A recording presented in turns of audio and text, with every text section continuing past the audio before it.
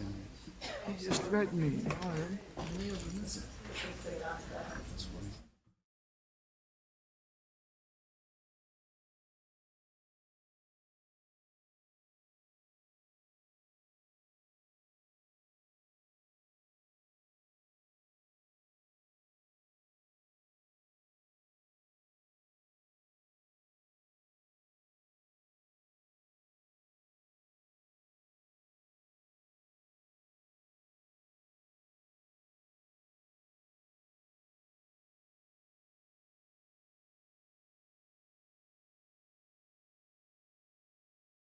Honoring King City All-Star champions. Oh. Introduced by Oh. Councilman Wyatt. Oh.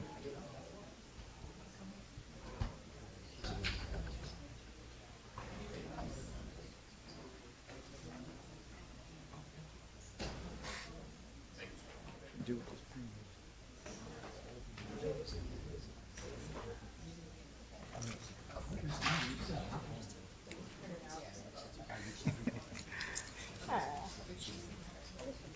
Why have my glasses scratched up? That's gonna scratch me up. That ain't gonna help. It scratches jacket. Scratch This is it. really wet right here. Gliders. Front here. Yep. It was meant to be, right? Opened up when I came out the car. Put that nice jewelry on. You don't have an umbrella in your car? Huh? Not this canal. I don't care.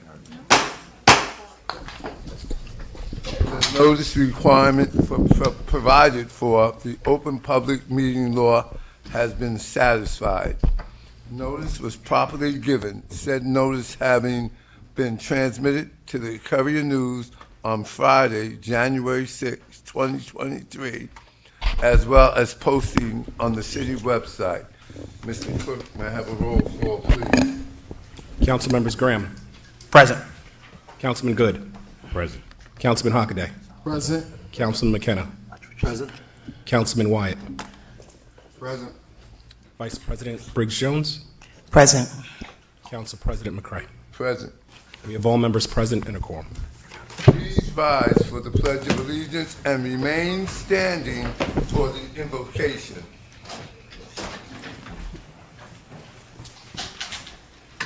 I pledge allegiance to the flag of the United States of America and to the republic for which it stands, one nation, under God, indivisible, with liberty and justice for all.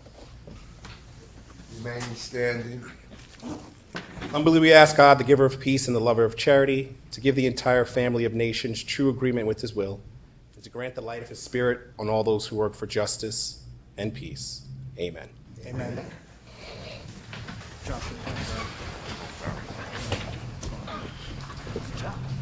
May I have a motion to approve the minutes of the regular meeting of May 8th, 2023? So moved. Second. All in favor? Aye. Any opposed? Any objections? May I have a motion to suspend the regular order of business to present ceremonial matters? Moved. Second. All in favor? Aye. The first ceremonial matter will be Mr. Charles Booker, 100th birthday, presented by City Council President Charles McRae. Mayor, would you like to say a few words, please? Well, thank you, Council President. This is indeed a very special time in the city of Plainfield, and it is such a great thing that the members of the governing body have seen it fit to honor a great man, to honor a man who has made such an enormous difference in the city of Plainfield, and he and his family have been here for a very long time. His contributions, as well as his wife's contribution to the field of education, is second to none, especially when we look at the fact that because of the lawsuit that he filed, that his family filed against the Plainfield School District back in the mid-1960s, resulted in the desegregation of schools in Plainfield as well as schools across the state of New Jersey. And so we owe a lot to Mr. Booker and his family for all that they've meant to Plainfield, and I am so happy that he's here with us to be able to accept this resolution from the governing body. And so, Mr. Booker, we love you, we appreciate you, may God continue to bless you. Thank you.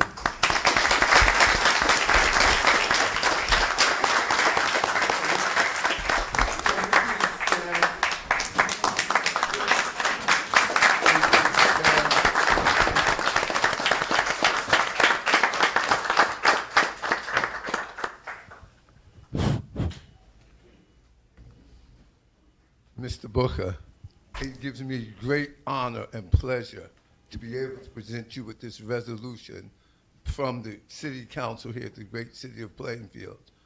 We hear so much about those who were born here and what they contribute, but you exemplify the greatest of examples of an individual who gave to Plainfield without ever expecting anything back. So you're an example of what true dedication, and as John F. Kennedy said, ask not what your community can do for you, but what you can do for your community, and that's paraphrased. So with this, the City Council of the City of Plainfield honoring Charles F. Booker on the occasion of his 100th birthday, whereas the City of Plainfield takes immense pride in recognizing individuals who have made significant contributions to our community, and whereas Charles F. Booker, a lifelong resident of Plainfield, has reached the remarkable milestone of his 100th birthday, marking a century of exemplary achievements, dedication, and service to our city. And whereas Charles F. Booker's historical Supreme Court ruling in Booker versus Board of Education on June 28, 1965, effectively ended school segregation in Plainfield, standing as a testament to his unwavering commitment to justice, equal rights, and the pursuit of a more inclusive society.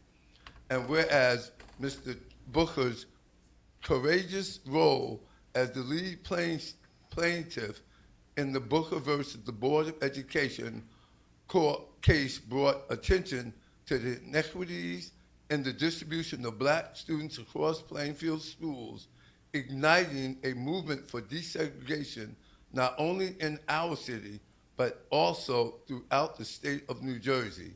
And whereas the significance of the Booker case cannot be overstated, as it was the first of its kind to reach the Supreme Court of the state of New Jersey, influencing subsequent court decisions and inspiring communities across our state to take action against segregation. And whereas Mr. Booker's dedication to equality, and justice led to the implementation of the 6th grade plan, which effectively put an end to segregation in Plainfield public schools by transforming Washington School into the 6th grade school for the entire city, ensuring that all children would receive an exceptional education regardless of their background. And whereas Charles F. Booker's remarkable achievement and tireless advocacy have left an indelible mark on the city of Plainfield, forever etching his name in the annals of our history and serving as an inspiration for the future generations. And whereas on this joyous occasion of his 100th birthday, it is fitting and proper for the Plainfield City Council to express its deepest gratitude and utmost respect for Charles F. Booker, recognizing him as a living legend and icon within our community.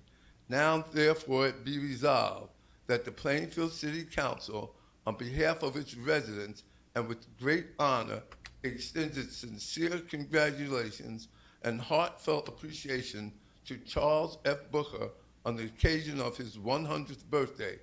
We commend him for his unwavering dedication, his remarkable achievements, and his enduring commitment to equality and justice.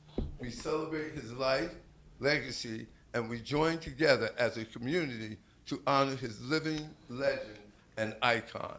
Mr. Booker, we present you.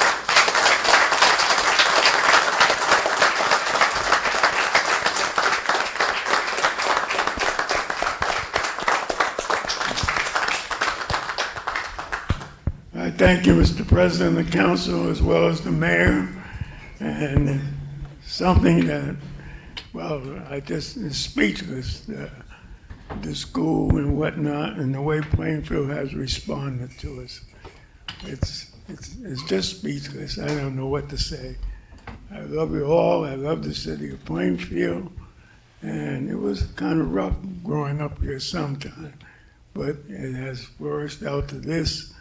And I'm grateful, the family is grateful, and will always be grateful and working toward better things for Plainfield. Thank you so much. I appreciate it tremendously.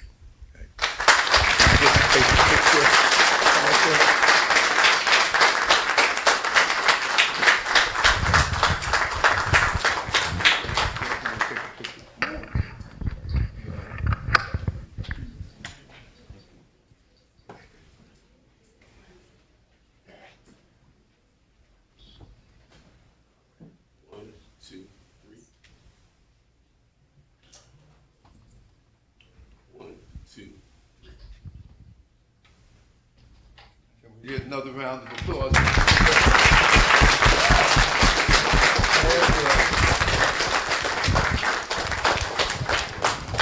I just want to say, Ms. Booker, I'm thanking you for her as well, but she's one of those evenings where her reading got the best of her, where she certainly sends her thanks and gratitude.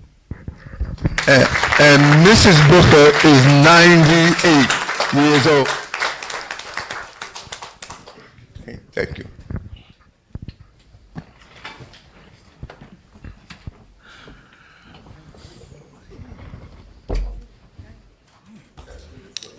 How years in that? Boy. Wow. Amazing, man.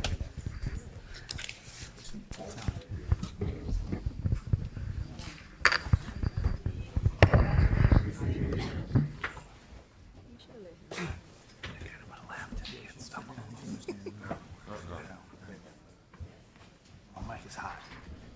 Mic is terrible. No. Out there too.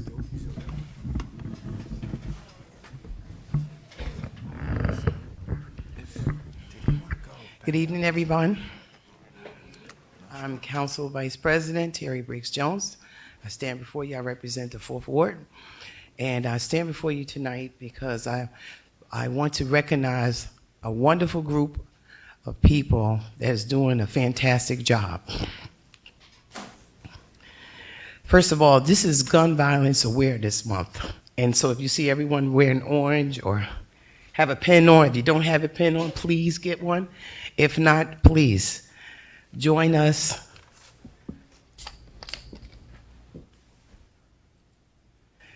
Join us sometime. And even you can look on the website for the Moms Demand Action.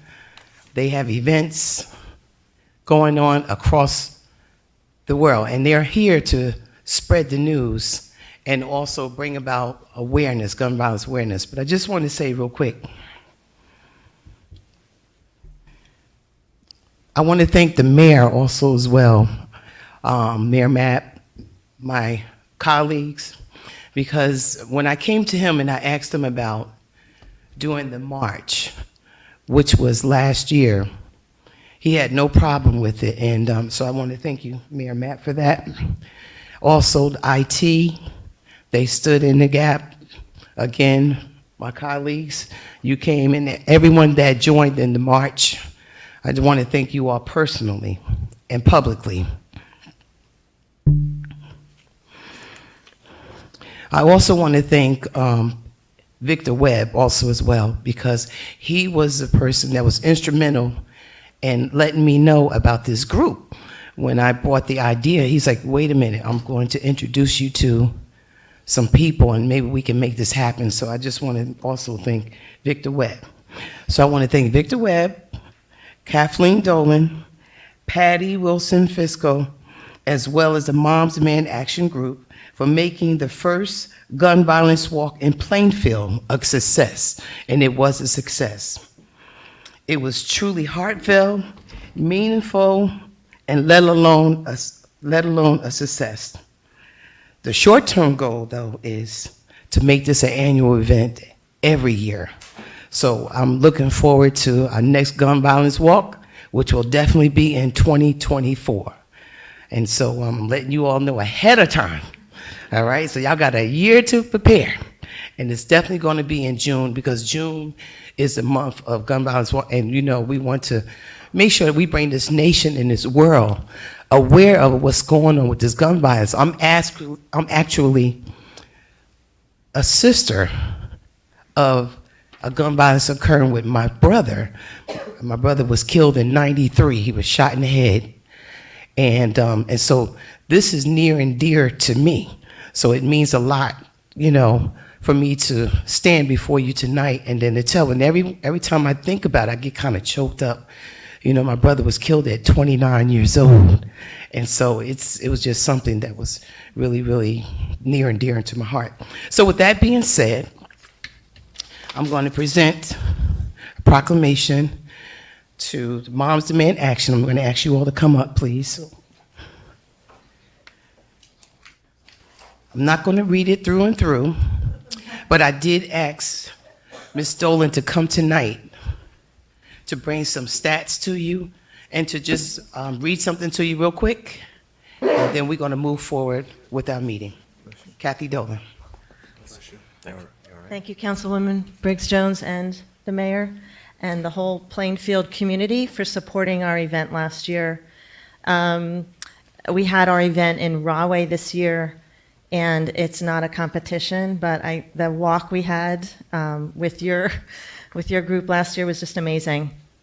So just to give everybody some perspective on gun violence in this country and gun violence here in New Jersey, I imagine most of you have heard that in the U.S., an average of 120 people are killed by guns every day.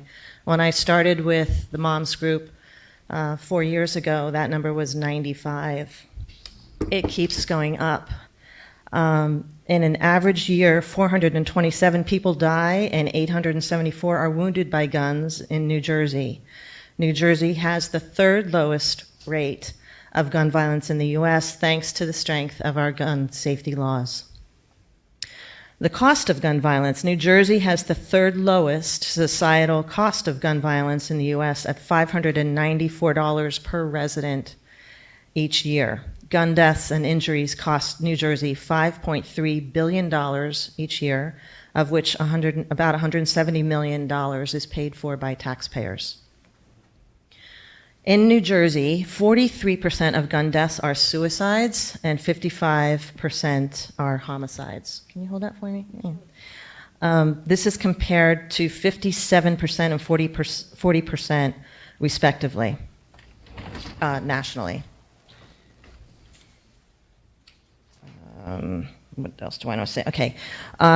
In terms of ethnicity, in New Jersey, black people are 5 times more likely than white people to die by guns. The average in the U.S. is 2.5 times more likely. So it's more likely in New Jersey. In New Jersey, white people are 2.2 times more likely than black people to die by gun suicide. And that's the same as the national average. Black people are 34 times more likely than white people to die by gun homicide in New Jersey. And the national average is 12 times. In terms of intimate partner homicides, in 2020, fewer than 10 women were fatally shot by an intimate partner in New Jersey. 31% of female intimate partner homicide victims were killed with a gun, compared to 66% nationwide. In terms of children and teens, guns are the second leading cause of death among children and teens in New Jersey. And nationally, it's the #1 cause of death for children and teens now. It just surpassed motor vehicle accidents this year. In New Jersey, an average of 35 children and teens die by guns every year, of which 14% of these are deaths by suicides and 84% are homicides. In the U.S., 33% of all gun deaths among children and teens are suicides and 62% are homicides. The most staggering statistic I've seen so far is that in the U.S., an average of 19,000 children and teens are killed or wounded by guns every year. These are horrific statistics. We need to get these numbers going in the other direction. Moms demand action for gun sense in America, grieves for every gun violence victim, and grieves with every gun violence survivor. We will never stop until we, working together, end gun violence. Thank you, everyone.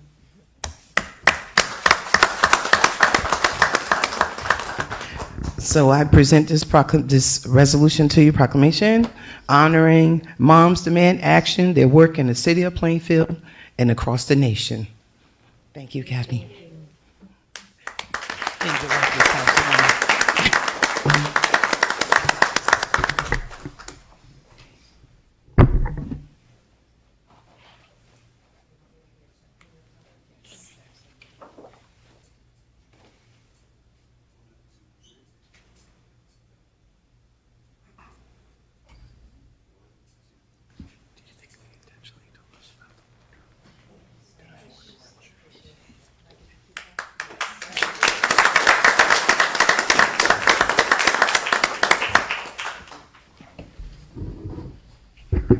And she's going to be a councilwoman. She won her primary.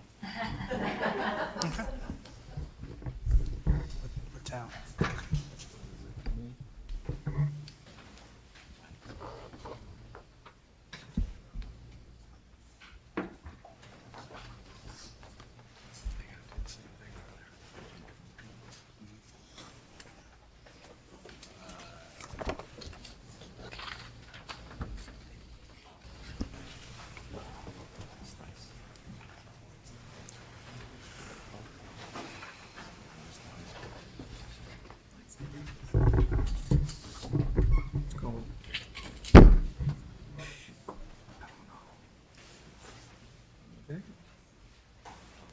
Yeah, actually, see how many people are left. Let's try now.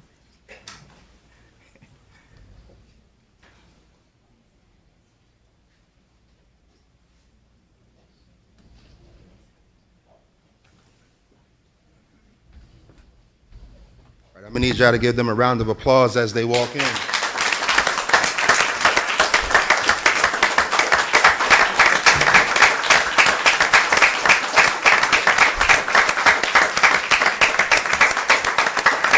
This is our future. Yes.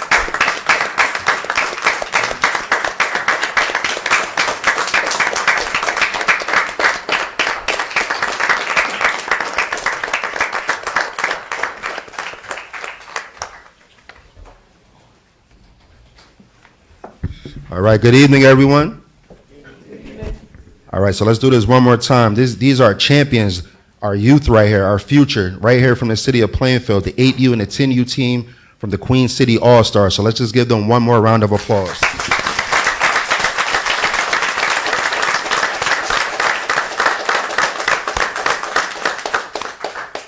All right, I'm going to read this resolution, and then we're going to take a picture with the council and the mayor.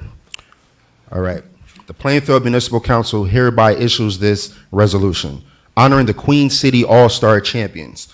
Whereas the Plainfield takes great pride in acknowledging and celebrating the achievements of its residents, particularly the outstanding accomplishments of its young athletes. And whereas the 8U and 10U Queen City All-Stars football teams have recently brought glory to our community by winning the championship in their respective divisions. And whereas the 10U team has demonstrated unparalleled excellence and perseverance by completing an undefeated season. Let me say that again, completing an undefeated season. Right.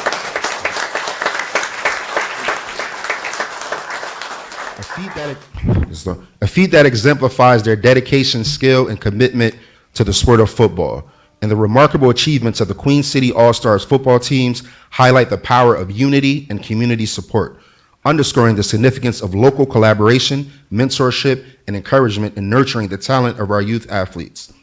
And whereas the success of the 8U and 10U teams has instilled a profound sense of pride and joy in the hearts of the residents of Plainfield, serving as an inspiration and a testament to the determination and resilience of our young athletes. Now, therefore, be it resolved that the Plainfield City Council, on behalf of its citizens, hereby extends its warmest congratulations and utmost admiration to the 8U and 10U Queen City All-Star football teams for their exceptional accomplishments during the 2023 Spring League, and be for their resolve that the Plainfield City Council commends the players, coaching staff, parents, and supporters who have wholeheartedly dedicated their time, energy, and resources to ensure the success of the 8U and 10U teams, recognizing that their collective efforts have been instrumental in achieving this remarkable victory.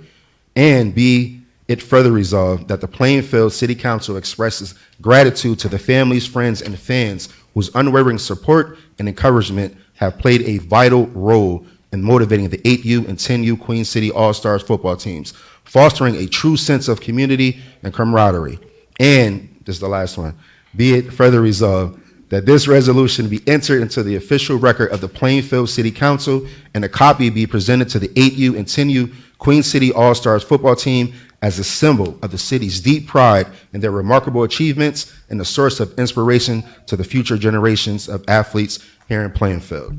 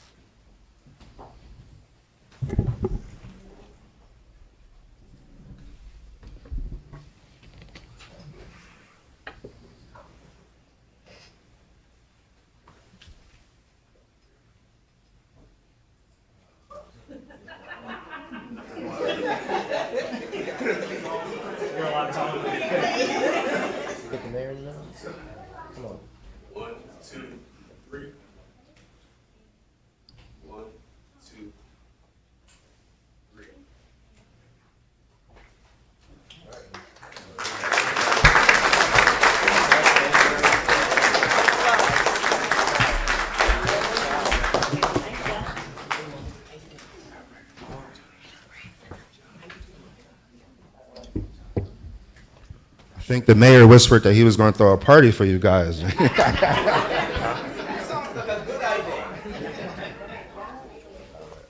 like pizza, right?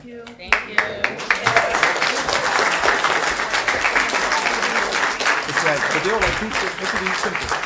They don't like pizza, right?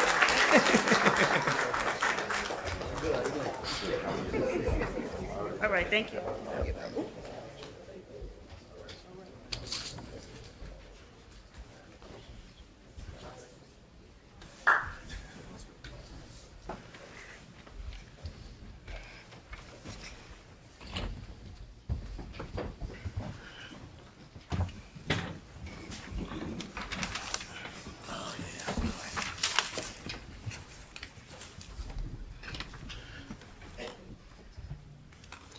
So where are we on the agenda?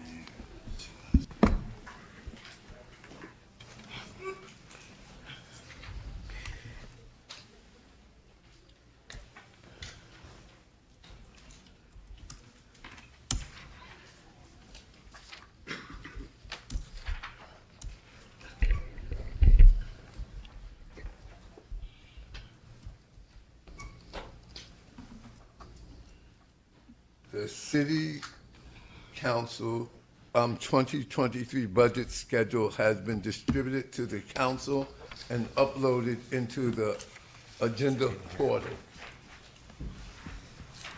Consideration of public hearing, second reading, and final passage. We have ordinance MC 2023-14 through MC 2023-15, which scheduled for public hearing and final passage for the regular meeting as advertised. Public comments limited to resolutions, motions, and ordinance to be introduced on first reading. A total of 30 minutes has been allocated for the public comments, limited to resolutions and ordinances being considered this evening. Each speaker will be given 3 minutes. If any member of the public would like to call in for public comments, please dial 646-558-8656.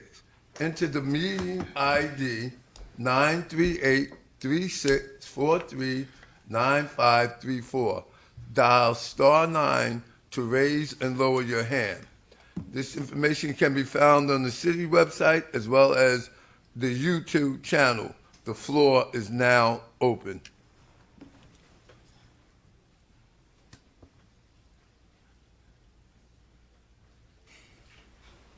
Seeing none, I close this portion. Are there anyone on the? No one's currently with their hand raised first. Okay. May I have a resolution to close public comments? So moved. Second. All in favor? Aye. Public comment. Good. Resolutions. Legislative body resolutions are R210-23 through R225-23. Do I have a consensus to add these items to the voting meeting? Move. All in favor? Aye. Any opposed? Any abstentions? Corporate Counsel, can you please present your items? Thank you, Council President. Items 226-23 through 230-23 were discussed in closed session as they are confidential litigation matters. So there will be no discussion in open session regarding those items. And 231-23 is a resolution for an appropriation for redevelopment council, Wilentz, Goldman, and Spitzer. Are there any questions? Do I have a consensus to add these items to the voting meeting? So moved. Second. All in favor? Aye. Any opposed? Any abstention? Department of Finance, could you please present your items? Thank you, Council President. I have 6 items for approval. First one is resolution to amend resolution number R18723, which it was a resolution authorizing the execution of an agreement between Mercury Public Affairs and the City of Plainfield. This was introduced at the last meeting.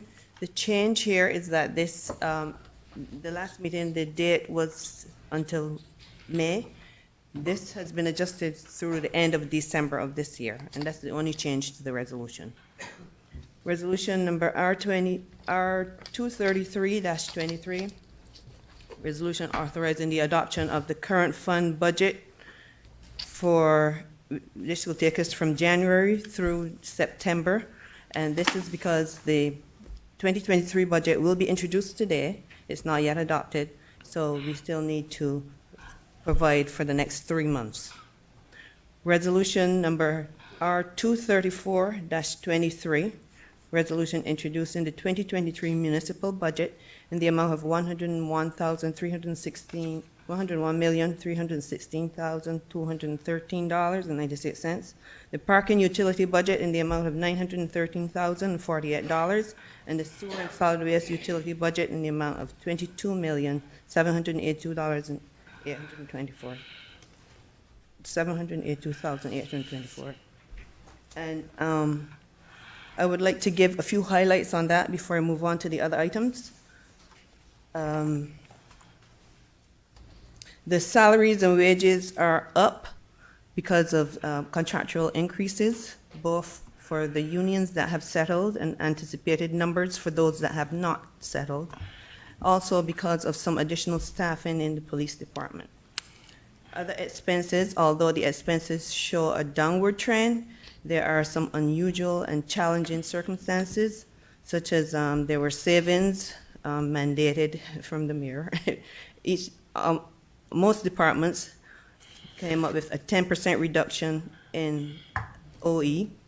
Savings from $1.2 million, which used to be paid to the sewer department of PMUA, and a reduction in the grant expenses, which are related to the reduction in the revenue.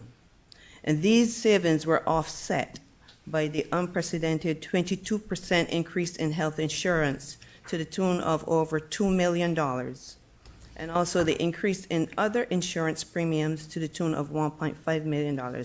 So that's a total of about $3.5 million increases in insurances. We have also added EMS, that's a new line item since the rescue squad operations closed, and that's another $350,000. And we have introduced the summer youth program, and the impact of that on the budget is approximately $325,000. So the insurance increases were the major force behind the tax increase. These are the major reasons why there was an additional amount to be raised from taxation of $1.8 million. This results in an increase to the average household of $149.42 per year, or $12.45 per month.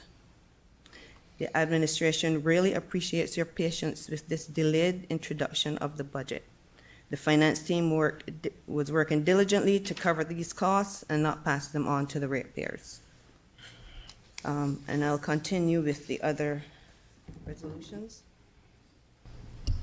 Resolution number R235-23, resolution authorizing approval to reappropriate part of certain grant reserve balances from ARPA funds.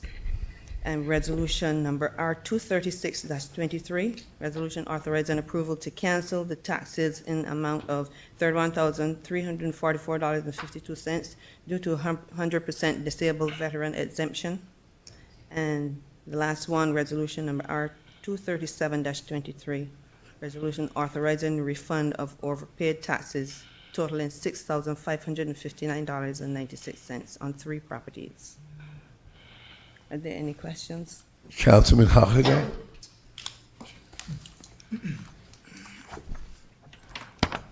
Sure. So I'll reserve my budget comments for when we have our budget hearings and we'll have an ability to go through everything. But thank you for that submission. Just in terms of the reappropriation of the ARPA funds, can you give us a list or some itemize some of those things that we're reappropriating? They were included in your packet, but it's $25,000 from, I'll tell you right now, 1 second.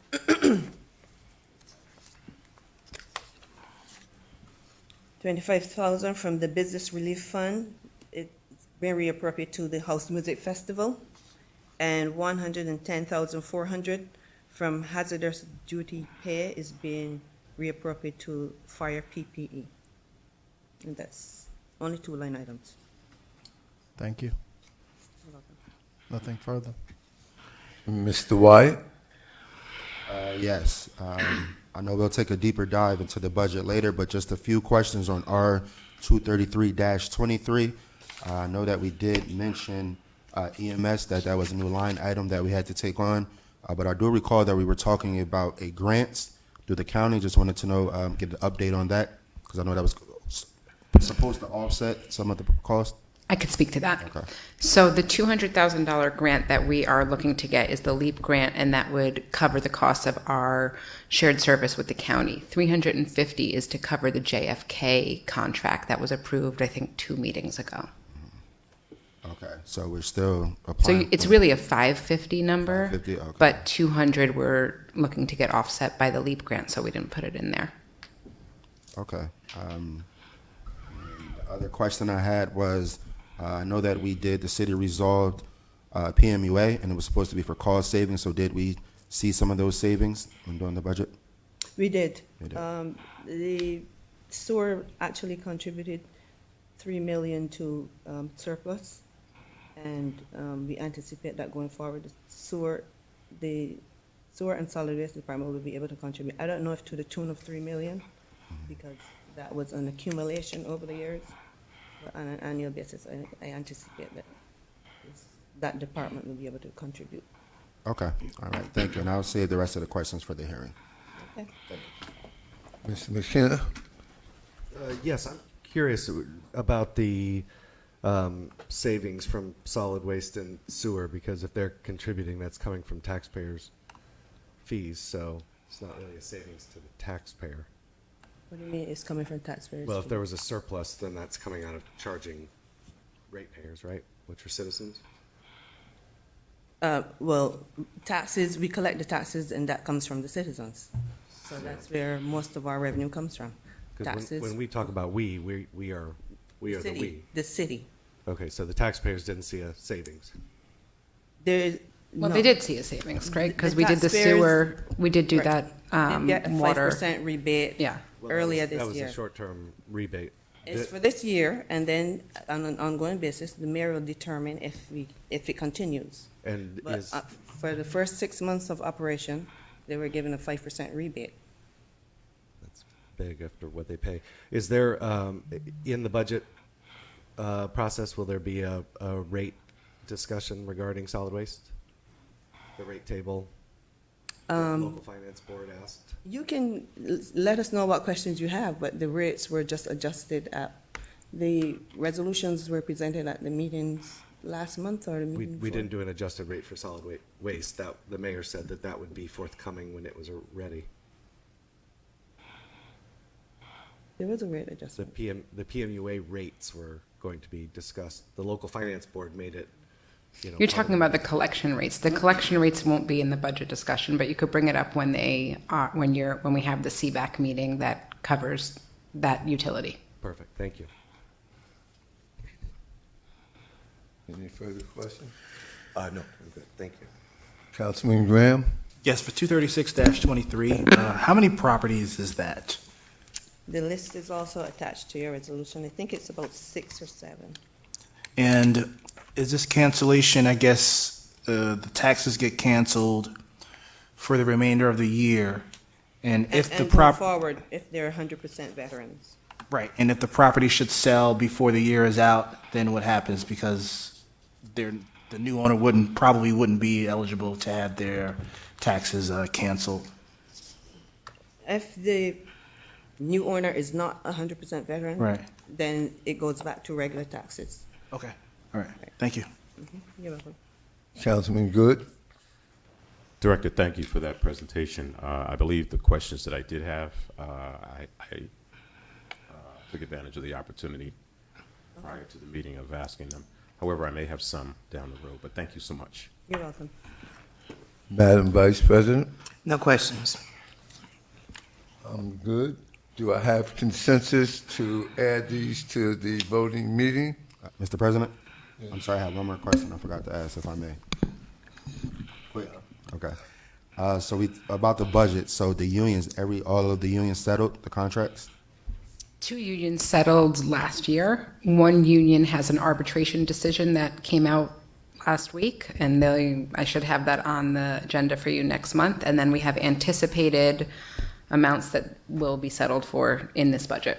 Okay. All right, thank you. Thank you. Do I have consensus? Yes. All in favor? Aye. Any opposed? Any objections? Fire Department, could you please present your items? Director? I'm sorry, I forgot he wasn't here. I am the fire director. That would be scary. Okay, the fire department only has 1 resolution on, and this is to authorize them to reject a bid. The bids all came back too high. They're going to do some of the work in-house using our signal division. This will lower the amount of work that needs to be done so that when they go back out to bid, it will be for a cheaper cost. All right. Do I have any questions, Councilman Alphabet? No, sounds good. Sounds like a Councilman good cost saving. Wyatt? No questions. Councilman McKenna? No, thank you. Councilman Graham? No questions. Councilman Good? No questions. Madam Vice President? No questions. Okay, do I have consensus to add these items to the voting meeting? Yes. Yes. All in favor? Aye. Any opposed? Any objections? Department of Public Works, would you please present your items? Good evening, Mr. Council President, members of the council. Department of Public Works has 8 resolutions to add.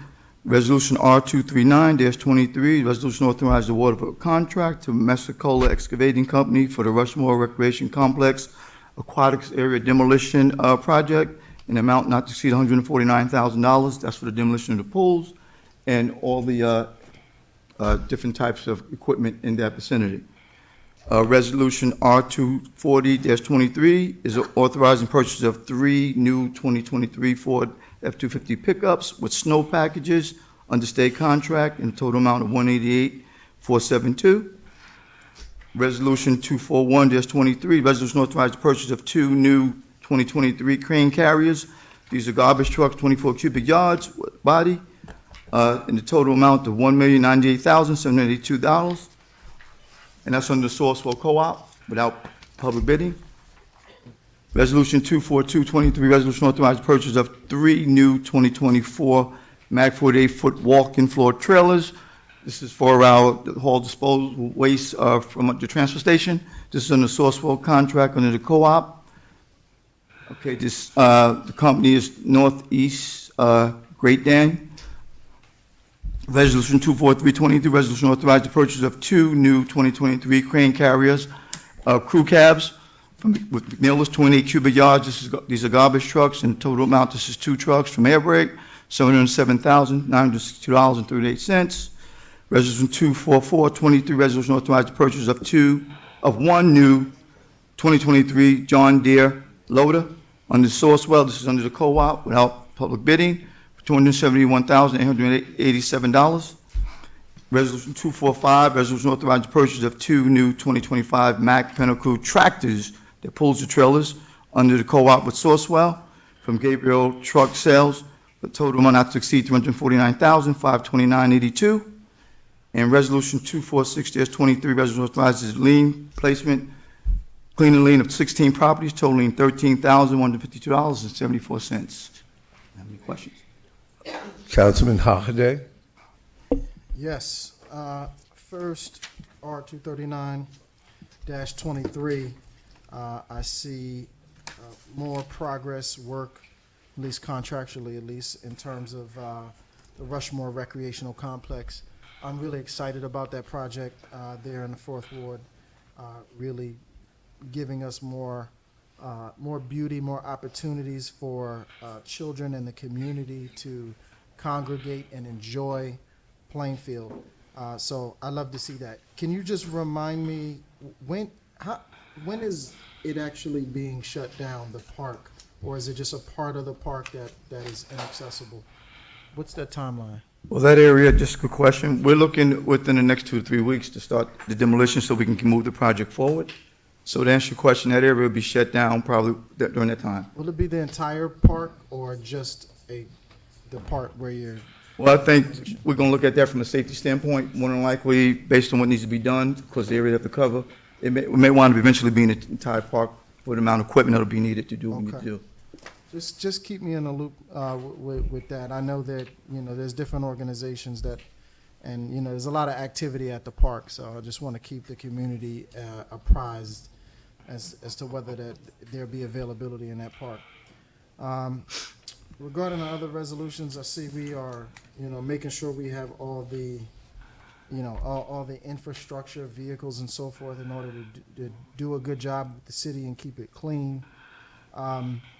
What I don't see as much is kind of a transition to electric vehicles and such. I know that the city has that plan, but talk to me about the implementation of electric charging stations and purchasing electric city vehicles. That's a good question. We've ordered some EVs, some trucks, electric vehicles that we have that'll be coming soon, that will be going to our inspectors to utilize. Charging stations will be placed in our city hall, in the back of our city hall parking lot for everything, and also up front, so when residents do come, they can have a spot too if they have electric vehicles. We're looking to go green everywhere we can in terms of vehicles for the fleet as we continue to upgrade. But we're going to go hybrid, what's a combination, of gas and electric to cover everything, so things come up. So we're moving forward that the vehicles should be coming in late June or early July out of the vehicles. Okay. We're working on trenching everything to have everything set up in our city hall parking lot. Thank you. Nothing further. Councilman Wyatt? Yes, just for, I know you said the project, I'm sorry, R-239-23, said it's going to start in about 3 weeks, so I know when when they came and presented, did the presentation, there was some unreadiness. They weren't ready to report, because I know it was said 2025 it would be ready, and they said the timeline was wrong, so can we just have an update on when the park will be completed? I guess everything is, as you know, Councilman, is weather permitting too as well, and everything. So the goal is still to try to stay on base with late 24, 25 to get everything done. That's what we're looking to do, based on, of course, all the unforeseens that may take place when they start digging and doing things, and any remediation work that has to be done. So the time frame can vary right now. We'll have a definite time frame until we get really into what we have to do with the construction. Okay, so we're still looking at maybe that possible 2025.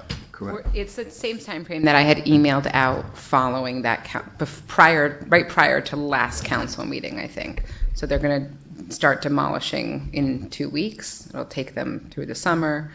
We should have the spray park ready before the actual pool. So the spray park is what we're looking. I remember when the engineer. I remember that, but the spray park is what should be ready in 24. It's obviously easier to do, and then the rest we're looking for 25. Obviously, they can't be doing this through the winter, so we only have a few months, pockets of time. Okay. All right, and thank you for also answering the question about the attempt to go green. Just one more question. So I realize we are purchasing many vehicles here. So does the inflation, is there a major impact on these purchases? Well, I understand. What you mean, a major impact in what way? Are the prices high? Are the prices still really high? These are good prices because everything we do in a state contract and through the co-op, that just makes the prices better for us to go this way. So it's more of a savings by going this way. Okay, thank you. You're welcome. Councilman Messina? I have no questions. Councilman Graham? No questions. Councilman Good? In reference to 239-23, if what's been done already to Rushmore, if what yet still needs to be done is half as good as what's been done already, I'm pretty sure we will have an outstanding transformation that has been needed for quite some time. So I'm excited about it. Everybody? And also, one thing about being last, your colleagues asked questions that you were dying to ask, and you couldn't because they've already asked questions. So I'm last, and I have no other questions. You're not last. Madam Vice President? Okay, well, last, you know, Councilman Hopperday and Councilman Wyatt, they ran with it, so. No questions. See what I'm saying? Do I have consensus to add these items to the voting meeting? Yes. All in favor? Aye. Any opposed? Any abstentions? Would the Director of Economic Development please present her items? Good evening, Council President. I have two resolutions, starting with Resolution 247-223, going to 248-223. The first resolution is to award professional service contract to THA Consulting Firm. This is not to exceed the amount of $30,000 for a parking system management contract. The contract would focus on best practices for parking system management, looking at a strategic plan, looking at financial analysis, how we could leverage technology, and also looking for staff training. The next resolution is to designate Golden Circle Properties LLC as the redeveloper for 228-236 East 9th Street. This also would authorize the redevelopment agreement. This would be a residential development that would include 2 residential units with a total of 16 residential units with parking for 31 off-street parking spaces. Any questions? Councilman Hockaday? No questions. I just want to comment regarding 248-23. I am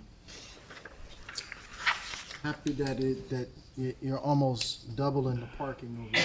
That's an area where there's not a lot of parking. So happy to see that the redeveloper is being a good partner in terms of making sure that there is that parking there for the increased activity that will inevitably come over there. So definitely like to see that and more of it. Other questions? Done. Councilman White? Yes, R 248-23. My first question is, are we able to see what the plans look like for this project? This project will go through the same site planning process through the planning board. Okay, all right, and so an agreement has been reached. So how many years is the pilot for this project here? This is just for the redevelopment agreement. The financial agreement hasn't been finalized yet. Okay, all right, thank you. Councilman McKenna? Yeah, when is the estimated planning board meeting? You could just pick a month. I know it's tough because there's 2 a month. It should go through closer to August, probably about August 3rd. August, okay. And the financial agreement doesn't appear that it's going to include a pilot because it's not an urban renewal, that's the developer, right? No, it possibly could include a pilot. Are they going to modify their legal entity? No. So it still can go for an urban renewal. They can change to an urban renewal? Yes. After the fact? For a LLC. We have a redevelopment council here. I don't know if you want to address that. Is it okay, or sorry, Council President?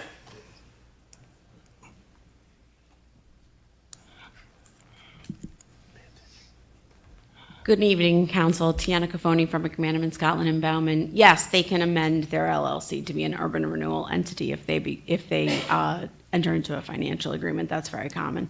So they just amend the LLC and maintain the same membership within the LLC? Correct. And then if they modify the membership, then they would have to get approval again from... If we've already entered into the financial agreement, yes. Okay, okay. Mm-hmm.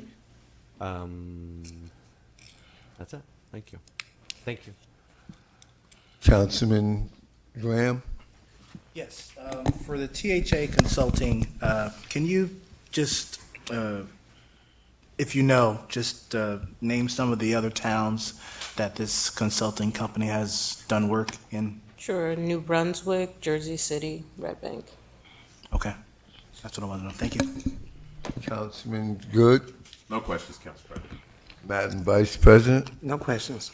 Council President, I just have one more quick question, if you don't mind. The 248-23 is, sorry, I just went blank on that. Forget it. Sorry about that. I was reading my note. Need some smart work. Do I have consensus to add these to the voting agenda? Yes.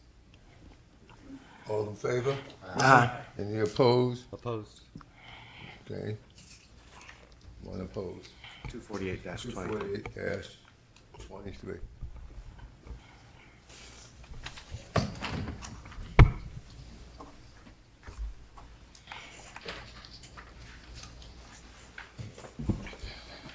Okay, communications. May you present your items, please? Yeah, thank you, Council President. I have one resolution for your consideration. A resolution authorizing the award of a services agreement to CME Associates for design services to support the implementation of an optical fiber backbone network as part of the Smart City Initiative in the amount not to exceed $99,928. Mr. Hockaday? No questions. Mr. White? Yes. So I was looking at this, and I know that some other cities are doing the fiber optic network as well, and I know that they said they will use, let me find it right here, but they will use the poles that we already have, and in some cases they will dig under the street. So I know that some cities have been doing that, putting all of the wires under the street. One, it creates jobs, and us being a tree-lined city, when there's a big storm, it knocks the power out, and that could also, that can offset that if it's underground. So are we looking at pushing for that, all of the cables to be underground? Well, this contract, if it is successful, CME would make the determination as to what is feasible, depending on, the conditions that exist. And when it makes sense, the fiber will go underground. Okay, and in terms of a smart city, what are some of the other things, the administration, what's their vision as far as creating a smart city? What does that entail? The Smart City Initiative is to do a number of, the main concept is to do a number of things. First, to enhance the safety. We can have increased camera surveillance across the city, and also to tie it into a operating system that can be more intuitive than the cameras that they have now. Additionally, it will provide for free Wi-Fi in public areas. So, that will facilitate if certain parts of our community perhaps who are impacted by not having as much access to, Wi-Fi. And the plan that will come before you next month will also, the way that it's being built, you have the opportunity to add components or as the need arises. So really this phase of it is just laying down the infrastructure that we can add the components as we see necessary. Okay, all right, because I was seeing that when they go underground, so the cable companies would have to pay the city in order to connect to those, so I think that's something that we should definitely look into as well. But thank you. Come. Any further questions? Councilman McKenna? No questions. Councilman Graham? No questions. Councilman Good? Director Hunt, just how smart are we now then? Are we behind? No. Sorry, repeat the question. I mean, how far behind are we? How far behind? Yeah. You mean other municipalities? Yes, exactly. I believe that we're on pace with other municipalities. As a matter of fact, I think we're ahead because we actually, right out of the gate, the mayor and the administration wanted to allocate funds for this, and we immediately went out and started looking for, companies who had this expertise. And Union County, as a matter of fact, we'll be keeping pace with Union County because we'll be using a contractor who won a bid through Union County. So we're keeping pace with what is happening across the county and across the state. That's what I wanted to know. Thank you so much. You're welcome. Madam Vice President? No question. Do I have consensus to place this item on the regular agenda? Yes. Second? Second. All in favor? Aye. Any opposed? Any abstentions? Health Department, would the Director of Health and Social Services please present his items? Good evening, Council President. I have two items. R25-23 is authorization to engage in a professional contract with BKRS 1 to provide stage and sound for the House Music Festival. Resolution 251-23 is to pursue essentially $71,000 that is being held on behalf of the city. We are using the fee is $4,000, but we're using a grant to pursue a contract with Acuity. Acuity's goal would be to create the plan so that when it goes before the state, it will be an accepted plan. And the plan would allow us to recoup that money that has been sitting the state for essentially about 7 to 10 years. Mr. Hockaday? Yes. So first, regarding retaining the services of Best Kept Secrets, I've found they've done things for the city before. I've found their services to be very professional. So I'm happy to see that you are using a professional organization as well as an organization that is Plainfield based when at all possible. I think it's to all of our benefit when we utilize our own. No further questions. Councilman Wyatt? Yes, R 251-23. Can you just briefly expound on the urban home ownership recovery program? Sure. So most municipalities had to, through court order, have affordable housing for low to moderate incomes. This program provided mortgages to low and moderate income individuals to purchase their homes. When they, at some point, decided to sell their home, there was a maximum amount of profit they could make. Anything above that percentage would go back into what essentially is a fund with Plainfield's name on it. That money that goes into that fund, we have to create a plan for. It hasn't been done in 7 to 10 years, and so we're hiring this company to make that plan. And generally, that plan would either be to provide home repairs to those who are eligible, or to provide some form of assistance in down payment assistance. Clearly, it won't reach a lot of the residents, but we figured we might as well use that money for some of our residents as opposed to it sitting there untapped and unused. Okay.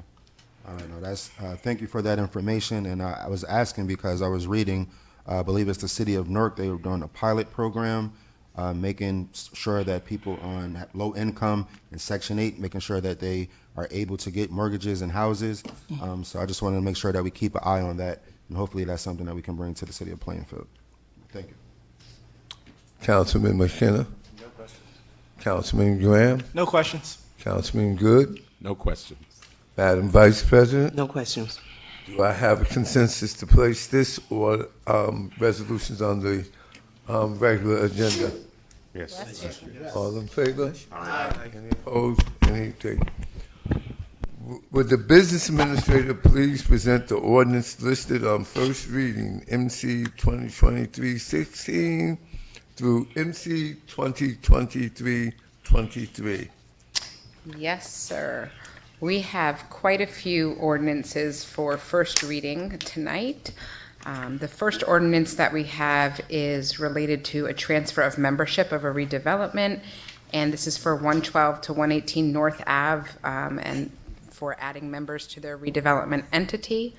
The next one is related to our land use ordinance, to amend that ordinance by adding an article which will allow us to still give 12 licenses and have the 6 spots that we currently have. The next ordinance is really a housekeeping ordinance. This is to change our current land use ordinance to be in alignment with the new statute that the state has come out with for disclosure requirements. After that, we have an ordinance related to windows in commercial buildings and steel or iron bars and gates. This is an ordinance requesting to remove those steel and iron bars from our business gates. We have, the next one is an ordinance for a tax exemption, and this is related to a 135-unit building, which will have 1,000 square feet of commercial space in our transit-oriented community. Then we have another ordinance related to our land, another ordinance to amend our land use ordinance. This is to establish the hours of operation for our retail cannabis.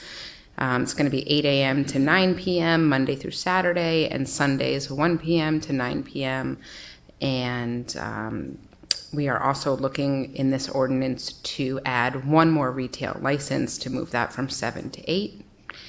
The next one we have is related to the chronic dirt bike problem that comes up every year around this time. And this is to this ordinance is to allow us to prevent gas stations from fueling dirt bikes unless they feel that they're in fear, in which case they need to report that they fueled the dirt bike. And finally, we have an ordinance to add four-way stops at the locations listed on that ordinance. Okay, Mr. Hockaday? Yes, so regarding MC 2023-19, removing the steel bars on gates on commercial buildings. it seems that that doesn't come without a cost. Who do you, is the city gonna be able to give any assistance to any owners or business owners with the implementation of this? Okay. Councilman Hockaday, so the city has in place for our urban enterprise zone area, we do offer, which is the boundary of the CID, we offer our sign and facade program, and that is limited to businesses within that area. So they would be eligible to apply for it. Okay, thank you. Councilman Wyatt? Yes. First on the stop signs, the four-way stop signs. I received a call. I know they implemented the ones on Randolph and Central Avenue, and a lot of people were upset about that one. And at the time, I didn't know anything about it. So I just wanted to know what goes into, what study is taking place to see where these should actually be located. Well, I can answer that. First of all, Randolph Road has been a problem in terms of speeding and different issues on that street for several years. Last year, we had some problems in regards to Randolph Road and Central, and we were looking at putting up a permanent stop sign. A permanent traffic light there. The cost in regards to putting up traffic lights in the city and doing the study are exponential. It's just too much for the city to incur costs in the areas where we need these things. Also, some of these streets are on county roads, and that causes other problems where we have to do a study along with the county to get some of these things done. So considering the problems that we have had, I made a decision basically that I needed to put up some stop signs to slow people down. And this is in line with what I've been doing since I've been the police director. I'll put up several of these things throughout the town. And we will continue to put up some in areas where we identify that we have speeding on these roads, we have dirt bike problems on these roads, and different places where we can effectively address traffic safety in regards to other vehicles on the road, pedestrians, bicyclists, and things of that nature. So that's why they went up at that time on Randolph Road. There also was an accident involving a school bus. I discussed that internally with my staff. The concern was that there were also residents in the area who had their children outside, and taking all of that into consideration, while the school bus was, without getting into details, the school bus had the right of way and was doing what it was supposed to. Another individual blew through that intersection without stopping. If the school bus possibly had a stop sign or something there for the bus to stop, then even if that person had blown through, the bus would be stopped and no one would have been injured or hurt. So that's some of the rationale behind some of the things that we've been doing. They have been very effective throughout the town so far. Okay. Thank you for that information. I did know about the accident as well. And what I'm seeing now in that area is, because I know it's one on Kenyon. Yes, sir. Central, and then Field Ave. So it's almost like playing red light, green light. And what some of the cars are doing is just turning down the side streets and picking up a tremendous amount of speed. So if we could just, I know there's not much that we can do, but. No, we have a plan for that. There are, I'm sorry, I can't think of them, speed humps are coming to several of those streets in that area, Field, Stell, other places. So you're going to be, for lack of a better word, you're going to be caught in a gauntlet. You're not going to be able to turn off on other streets and go flying throughout the city of Plainfield. We're not allowing that anymore. So between the speed humps and other four ways that will be on the agenda in the coming months, because usually I do these throughout the summer months, we put these up, you'll see that we have a plan on how we're going to slow traffic down in various areas throughout the city, whether it's the 4th Ward, the 1st Ward, the 2nd Ward, or the 3rd Ward. I'm going to cover everybody. Okay, and so if you have the chance or opportunity, if you can just let us know how you come up with that decision, where to go. Okay. So because I know when we be out in the community, people ask these questions, okay, and I wanted to make sure that I'm articulating it the right way, saying that this is the process and this is why the stop sign was placed there. And do you also handle, so I know that they also have no parking on certain sides of the streets. Yeah, but that's not something that I generally handle. That's done through parking. But I mean, suggestions that come in from residents, recommendations from council, all of these things play into what decisions we make. Recommendations from the mayor, they all play into the two decisions that we make. We get a complaint, we'll look at some of the areas, we'll make some adjustments and say what would be a best fit that could work in these areas that would benefit the citizens and also be an economical solution to the city. And that's how we come up with this. All right, thank you. You're welcome. Councilman McKenna? Yes, two comments. One is related to MC 2023-18, just for clarity, because the resolution doesn't read as was mentioned. Is it a requirement of the updated law that the land use be changed? Because just as information for the public, these are applicants before zoning and planning board who are now required to fill out a report or form outlining donations to politicians. Correct. And we're saying they don't need to do that anymore. Yes, and that's, after the passage of the Election Transparency Act by the state legislature, this particular provision of the requirement for planning and zoning was brought to my attention. I gave an opinion that this is no longer, it's preempted by state law, that we are no longer allowed to have any local pay-to-play requirements. And it was my opinion that this is a local pay-to-play requirement, not allowed by the state law that was just passed. So I recommended to other divisions that be removed from the code. So the state has said we cannot have it. We cannot have our own additional pay to play. Correct. There can be under the state law that was just passed, there can be absolutely no local pay to play requirements whatsoever. In the transparency law. Yes, the Election Transparency Act. Less transparent. Well, that's you could take issue with the state legislature on that, but they were specific. It was unequivocal. You cannot have a local pay to play. If we had anything on the city side, and this is in planning and zoning, I would have recommended the same thing, that we remove it from our code. We don't have that, so it wasn't required. Why doesn't the resolution state that we're doing this because the state won't allow us to have this? It's stated that it's a recommendation. I'm sorry? It's stating that it's a recommendation to amend to change this. It's a recommendation. Well, ultimately, I'm asking council we're recommending to council that it be removed because it's preempted by state law. Okay. Even though we're not stating in here, oh, and by the way, one of the 4,000 whereases doesn't say, and state law does not allow us. Well, I thank you for the opportunity to raise that this evening, but that's the reason why. Yeah. Thank you. Yeah. Any further questions? Just one other question for Director Abney for 2023-23. Yes, sir. One of the intersections is Charlotte and Belvedere. Yes, sir. Which Charlotte and Belvedere? Charlotte hits Belvedere twice.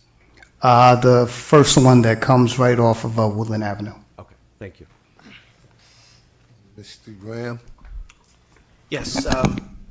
I'd like to fully understand this MC 2023-17. Just I need more clarity on this particular change to the ordinance. For the food vehicles. Sure. In February, we removed one of our locations, and this was the location at Milt Campbell Field along 3rd Street. Mm-hmm. This left us with only 6 permanent locations. And we have a total of 12 permits that we issue annually. So what this does is codify that we will maintain the 12 permits on an annual basis, but we will only have 6 permanent locations that will all be on Church Street between 1st and 3rd Street. Okay. So no food trucks are going back on 3rd Street? No. Nor inside the park? No. Okay. My other question was, comment rather, regarding MC 2023-19. I pondered on this ordinance for quite some time, And I even took the extra initiative to take a walk with our new Special Improvement District Director, Abel Gomez. And we walked almost the whole Sid neighborhood, and we looked at the businesses, and we kind of assessed the effect of us having the roll down gates and looking at other municipalities. I personally took a ride through several municipalities and noticed that no other municipality has the roll down gates, and it certainly gives off the wrong signal to our patrons in our city and the patrons that visit our city. Gives off the signal, in my opinion, that something's wrong or something's not safe about shopping here, patronizing the businesses here. So I'm glad that this ordinance is before us, and just appreciate seeing this and seeing the direction that we're going in and being very consistent in catering to our small business owners and them needing new customers and wanting to do business with our residents here and residents that don't live in our town. And those are my comments. Councilman Good. Thank you, Council President. I imagine this 2023-23 would be towards Director Abney. When is it determined that the four-way stop signs come down, and have some come down, and have you had to decide down the road to put them back up? Because I see it's growing, but have you had to take some down because things got better, or? No. At what point do you? I think the only ones that we've had come down may have been on county roadways, and there may have been some issue with them going up in the first place. Generally, they're here to stay. Like I said, unless at some point in the future, I'm sure I probably won't even be here by then, that these traffic calming devices get to the point where they're not needed anymore, then they'll be reassessed then. But for now, they're up to stay, all of them. Yes. Could you wait Yeah. till I Oh, finish? I'm sorry. Madam Vice President? Just a quick question. The MC 2023-23, the Plainfield Avenue and West 3rd Street, I know you want to put a four-way stop there. That area is pretty busy, especially between the hours of 4 to 6 p.m. With the after-work traffic, and I do see it sometimes getting backed up coming from 4th Street to Plainfield Avenue. Then you make a left to go to 3rd and Plainfield Avenue. So I kind of have reservations. I'm sure you're going to make the best decision, but I kind of have reservations for that particular area, especially when I see how the traffic, it backs up. So I wanted to make sure that I mentioned that to you. And then I want to talk about the MC 2023-17. We were talking about the food trucks, and the one truck is not there anymore. I know we have Mr. C's is still there, but I believe he's parked on private property, and in the ordinance, he can stay there. And I believe it's in that ordinance that he can stay there as long as he's on private property. And I believe he has a 5-year lease there. So yes, our ordinance are for food trucks that are on our public roadways. It's not for the private property, so he is allowed there. Thank you. Okay. First, I'd like to say thank you to Director Abney. In reference to MC 2023-23, the stop signs on Randolph Field and Randolph and Central, we had a meeting with the residents in that area where they expressed gratitude that we were able to react so quickly to putting up four-way stop signs, and they thanked us for doing that. So I don't know where anyone has said that they were concerned, but these things are having the effect that we need them to have. So thank you for that. Now, do I have a consensus to add these to the, Mr. President, I simply wanted to elaborate on what Police Director Abney, his response to Councilor Good. We removed the four-way stop sign from Rock Avenue and Myrtle. And we did that because traffic was backed up all the way to 22. And that's the reason we removed that. The second part of the response is that if the four-way stop signs are working, then there's no reason to take them down, and they will stay.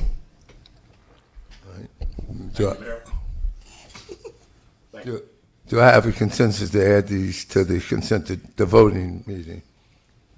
Yes. All in favor? Aye. Any abstentions? Any objections? Motion for a 5-minute recess? Second? Second. All in favor? Aye.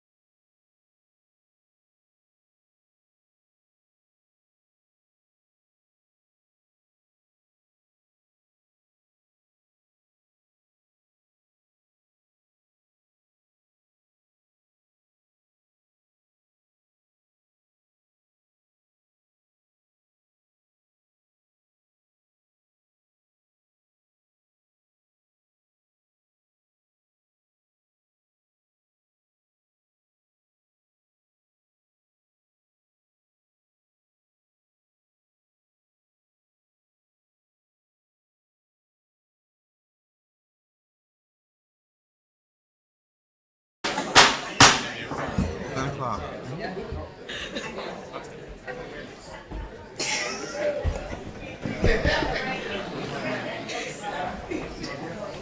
Council session is now back in order.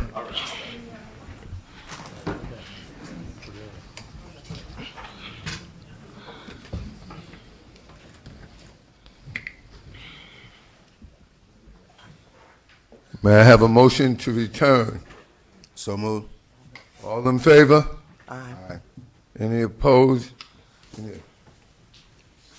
If any of the consideration of public hearing, second reading, and final passage. If any member of the public would like to call in for public comments on this ordinance, please dial 646-558-8656. Enter the meeting ID 938-3643-9534.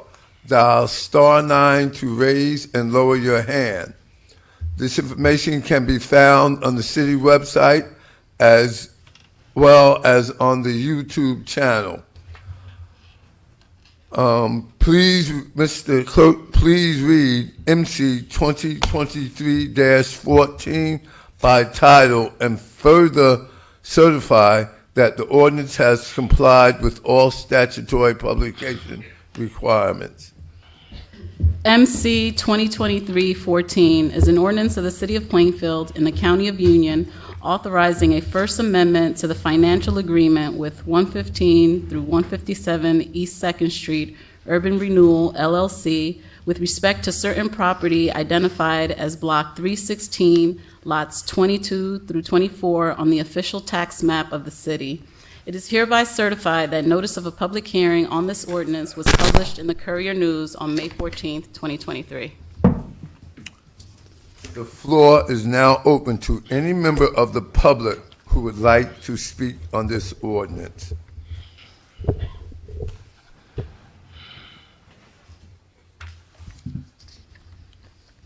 Seeing none, is there anyone on the virtual? There is one person on virtual with their hand currently raised. Could you please let them in?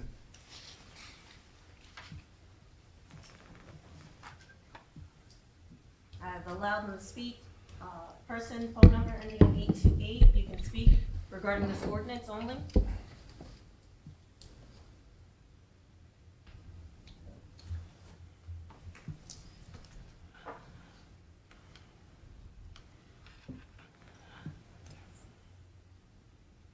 Can you try it again? Can you speak?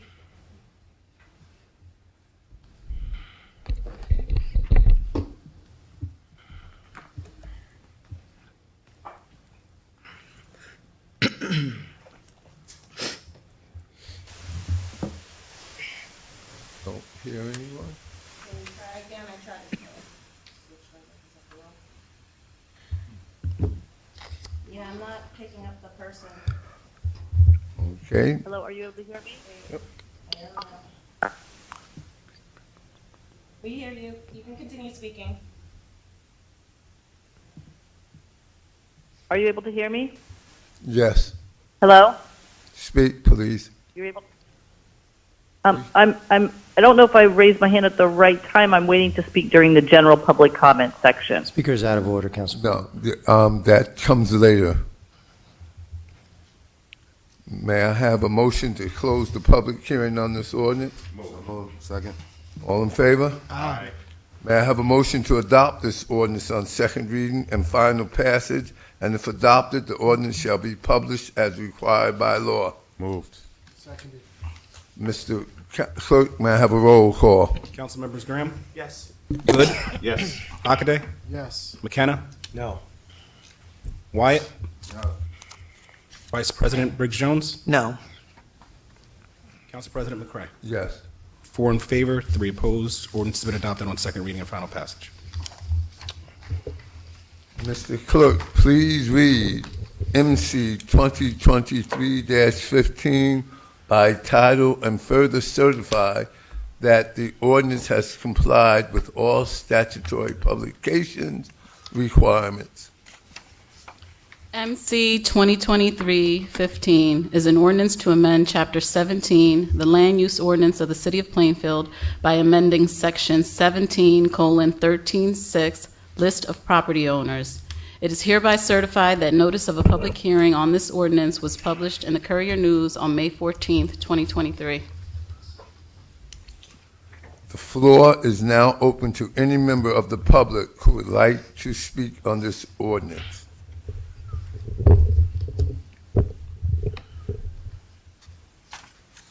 Seeing none, is there anyone virtually? May I have a motion to close public comments on this ordinance? Moved. Second.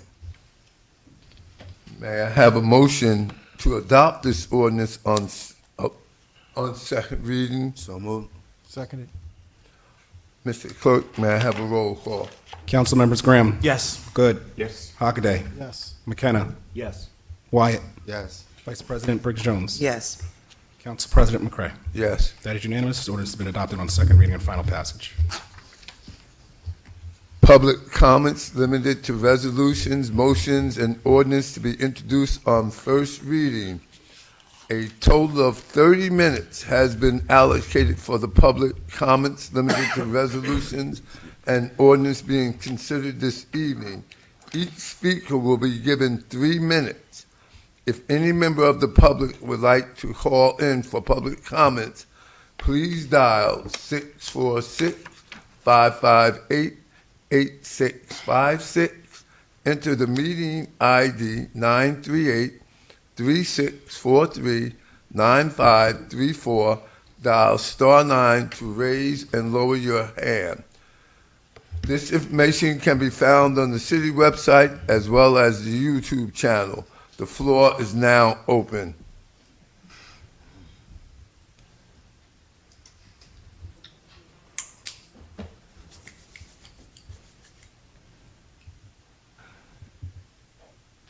Hi, Rich Sudol, 313 Franklin Place, Plainfield, New Jersey.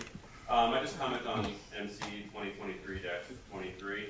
I live on Franklin Place, which is right by Watch on the Ave, so I just want to say that the four-way stops have been great. I've witnessed so many accidents there, and nothing since they've been put up. So my first comment was, since they're going to stay after a period of time, is there a plan to remove the blinking lights, or are we going to keep the blinking lights at those intersections? And then I also wanted to point out the intersection of Richmond and East 7th. Living in that corner, I've seen numerous accidents there, but I think it's a county road, so I just want to know if there was any plans in the future for that one. Thank you.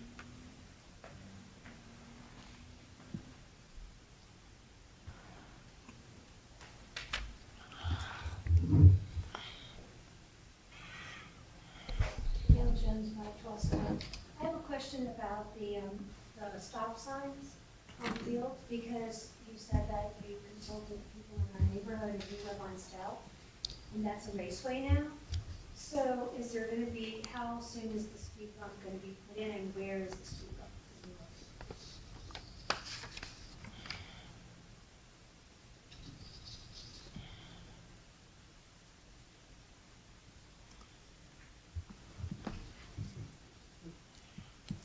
Council President, can you just explain to the young lady how this works? I understand, but the statement was made that there was going to be a speed bump. There's no back and forth. You can speak to the director after the meeting to get an answer to that question.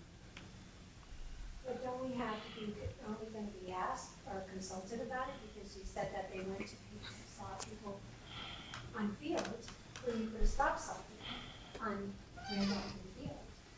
So how, there's a upstairs. You will be able to speak to the police director after. I'll explain it to you after the meeting. I'll tell you where we're going to put it.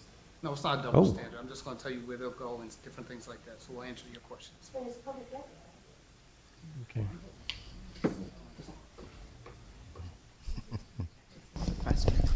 Council President, with your permission, after the questions are asked, if the administration could respond to any, we would like to do that. Yeah, Nancy Fewer, 1129 Myrtle Avenue. I just want clarification. I tried to ask this question at the explaining for me, and it's very kind to me, but the ordinance about food trucks and food vehicles, there is also an issue, and there are people that set up shop with food that don't have trucks. So I know it's a peddler issue, but that has to be looked into because there's other parts of town where people drive up, set up their shop, and they're not technically food trucks, but they're doing the same thing that food trucks are doing. So I just want to make you aware of that. And I'm sure this ordinance doesn't cover that, but you need to look at that. But the other question was MC 2319, you talk about removing the exterior doors of commercial buildings, and somebody mentioned a special improvement district. But historically, this town has neighborhood business areas, and some of those business owners are gonna need help if they have to remove their gratings and things like that, and they should not be excluded. They should be also offered some assistance by the city, because in the west end and the east end is small business neighborhoods that are probably not included in the business district. Special point. Thank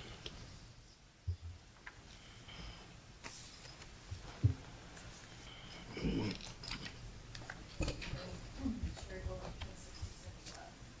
I'd like some clarification on the ordinance about this doors.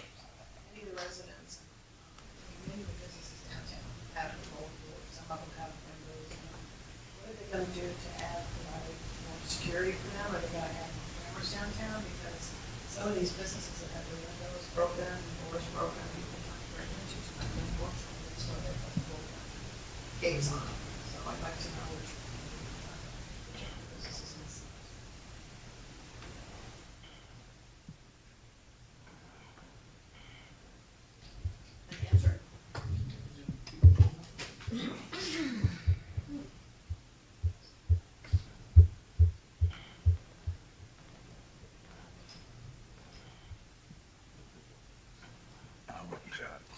Good evening, Mr. Mayor, Council. Just want to introduce myself. Abel Gomez, I am the new Executive Director of the Plainfield SID. These are resolutions and ordinances.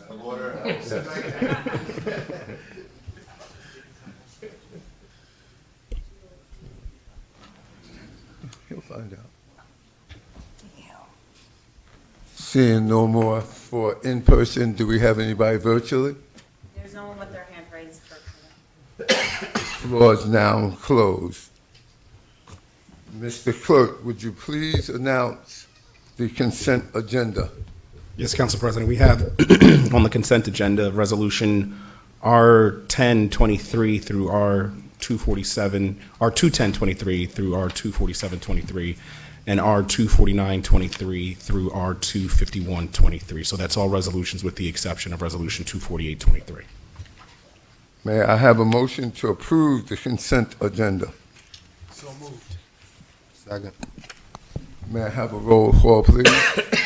Roll call on those consent agenda items. Council members Graham. Yes. Good. Yes. Hockaday. McKenna. Yes. Wyatt. Yes, with the exception of R248-23. Taken off, it's not part of the consent agenda. That was taken off.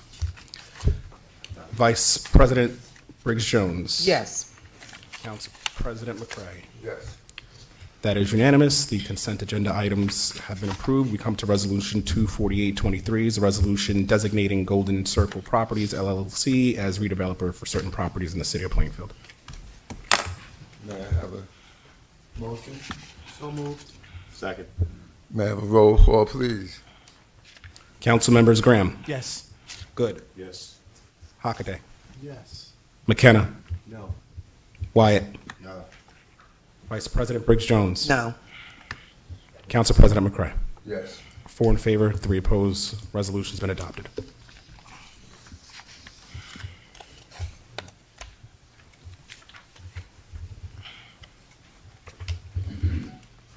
That's it.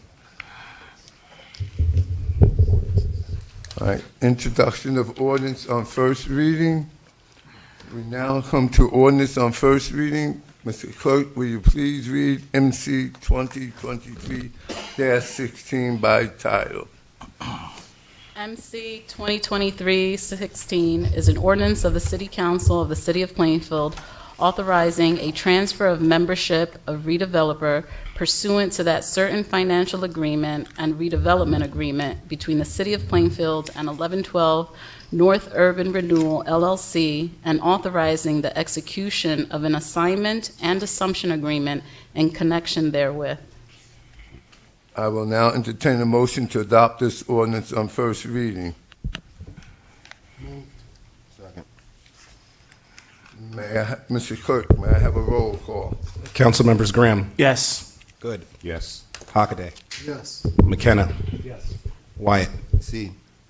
Vice President Briggs Jones. Yes. Council President McCray. Yes. That's unanimous. This ordinance has been introduced on first reading. Mr. Clerk, will you please read MC 2023-17 by title? MC 2023-17 is an ordinance to amend and supplement Chapter 17, the Land Use Ordinance of the City of Plainfield, by adding Article 9, Section 17:930A, food vehicles. I will now entertain a motion to adopt this ordinance on first reading. So moved. Second. Mr. Clerk, may I have a roll call? Council members Graham. Yes. Good. Yes. Hockaday. Yes. McKenna. Yes. Wyatt. Yes. Vice President Briggs Jones. Yes. Council President McCray. Yes. That is unanimous. This ordinance has been introduced on first reading. Mr. Clerk, will you please read MC 2023-18 by title? MC 2023-18 is an ordinance to amend Chapter 17, the Land Use Ordinance of the City of Plainfield, to remove Section 17:3 through 15, contribution disclosure statements. I will now entertain a motion to adopt this ordinance on first reading. Moved. Second. May I have a roll call, please? Council members Graham. Yes. Good. Yes. Hockaday. Yes. McKenna. No. Wyatt. Yes. Vice President Briggs Jones. Yes. Council President McCray. Yes. 6 in favor, 1 opposed. This ordinance has been introduced on first reading. Mr. Clerk, will you please read MC 2023-19 by title? MC 2023-19 is an ordinance of the City of Plainfield in the County of Union, State of New Jersey, amending Chapter 6, Article 3, Section 9, exterior doors in commercial buildings, and Section 9, windows in commercial buildings, to prohibit the use of iron or steel bars or gates on commercial building exterior doors and windows. I will now entertain a motion to adopt this ordinance on first reading. Moved. Second. May I have a roll call, please? Council members Graham. Yes. Good. Yes. Hockaday. Yes. McKenna. Yes. Wyatt. Yes. Vice President Briggs Jones. Yes. Council President McCray. Yes. That is unanimous. This ordinance has been introduced on first reading. Mr. Clerk, will you please read MC 2023-20 by title? MC 2023-20 is an ordinance in the City of Plainfield in the County of Union granting a tax exemption with respect to certain property identified on the city's tax map as Block 704, Lot 2, and designated in the city tax records as 111 through 27 West 4th Street, Plainfield, New Jersey, and authorizing the execution of a financial agreement with 111 West 4th Street Urban Renewal LLC. I will now entertain a motion to adopt this ordinance on first reading. Second. May I have a roll call, please? Council members Graham. Yes. Good. Yes. Hockaday. Yes. McKenna. No. Wyatt. Yes. Vice President Briggs Jones. Yes. Council President McCray. Yes. 6 in favor, 1 opposed. This ordinance has been introduced on first reading. Mr. Clerk, will you please read MC 2023-21 by title? MC 2023-21 is an ordinance to amend Chapter 17, the Land Use Ordinance of the City of Plainfield, by implementing hours of operation for retail cannabis businesses in Article 9, Section 17:9 through 24A, E9, cannabis-related businesses.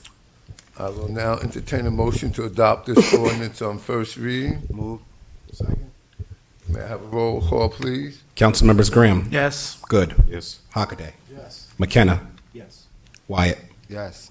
Vice President Briggs Jones. Yes. Council President McCray. Yes. That is unanimous. This ordinance has been introduced on first reading.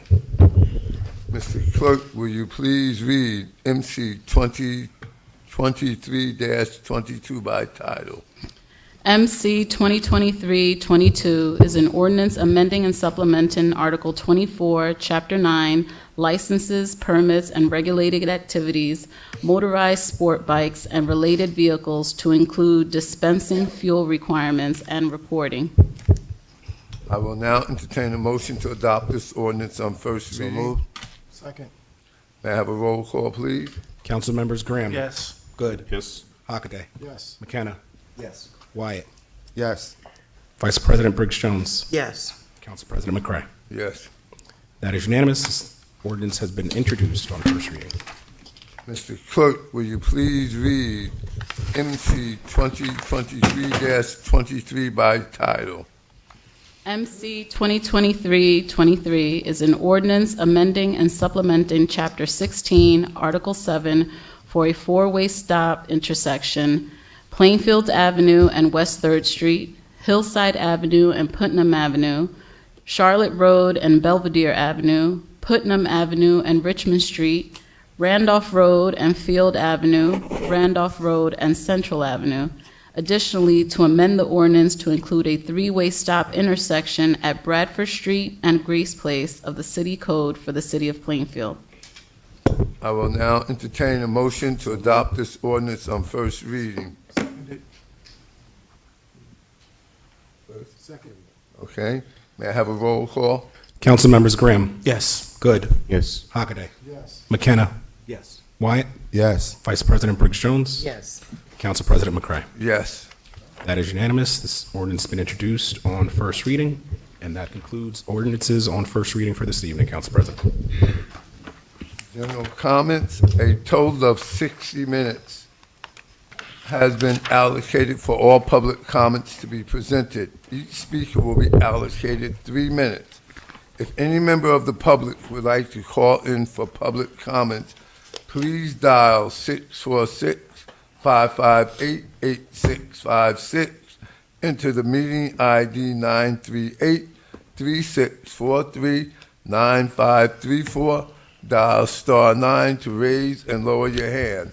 This information can be found on the city website as well as the YouTube channel. The floor is now open.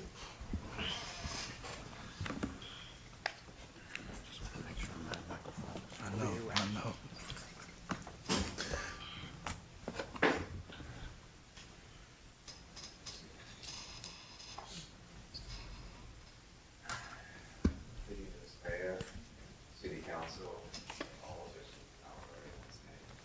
my name is Robert Nicholas. I live at 510A West 4th Street, 1956. I've been a tenant for a little over 40 years in the public housing system. And over the years, I've seen some things that have not done public housing very well. I sent a email to each of the city council members regarding an issue that deals specifically with electromagnetic radiation within the Plainfield public housing, in which they are leasing to an unsuspecting public. I contacted, once I found out that this was happening within the complex, I contacted code enforcement. They came out and I had several leaders and I said, well, this is why I called. Not based on my opinion, but based on the readings of the meters that I had purchased. The meters lit up like a stop sign. And they were saying, well, what is that? I said, that is showing you radiation that's coming through the socket, up through the floor, into the apartment. Electromagnetic radiation it attacks to cells. And it's only a matter of time before, here. I thought that that was extremely important, needed the attention of every governmental person in this room and the state. So I don't know if I sent an email to all the city council members. Did everyone get one of them? Okay. So that is the essence of why I'm here, because it's a critical issue that needs to be looked at. I also went to the health department. They came, they looked, I showed them the meters that I have. They said, well, how do we know? I said, the meter's telling you. I'm not telling you. I'm not offering you an opinion. I'm showing you what the meter says. Well, let's say 12. That occurred May 10th, May 23rd. I haven't heard from them since.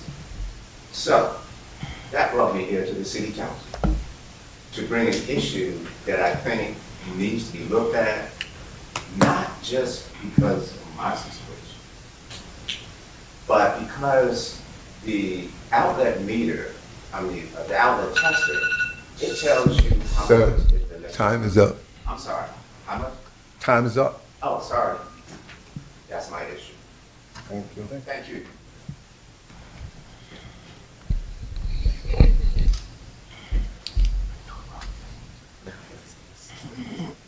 Evening again. Yeah, where let's go. But I just wanted to introduce myself to the council, mayor, everyone else. I'll be around. I'm seeing you walking around the streets, knocking on doors, engaging with the community. See me out there, stop me. Today I had the pleasure of walking around with Councilman Graham, and had the pleasure of meeting a lot of very great people in this community, and I've had one of the most welcoming first weeks any job, anywhere, and I've been around the block a couple of times, so it's a fantastic community. I look forward to working with everyone and achieving the state goals. Thank you very much.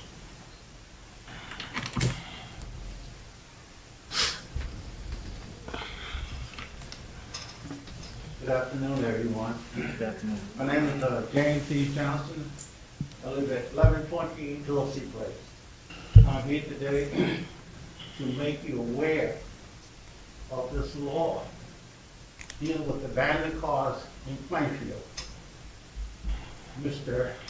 Director of Police, please talk to your police officers to let them know that this is the law. It was Mayor Mapp, his chief counsel, David Martello, said, Jolette Mills, this law. And it reads here, nothing is in here about if your car is registered in Plainfield by the state or this ordinance here in Plainfield. Nothing is in here that states if you move your car back 2 feet, it is now abandoned. That's garbage.